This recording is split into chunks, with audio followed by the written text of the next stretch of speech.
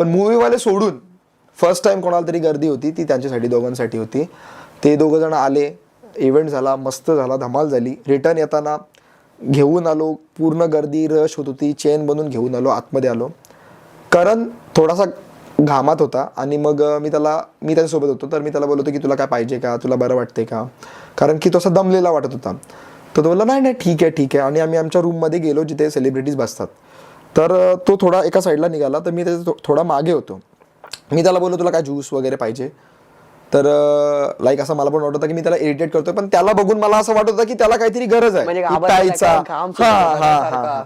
तर तो नाही बोला रे, नाही नाही मी ठीक आहे, आणि ठीक आहे बोलला. मी जस्ट टर्न झालो आणि तो माझ्यासमोर पडला डायरेक्टली खाली. तो पडला.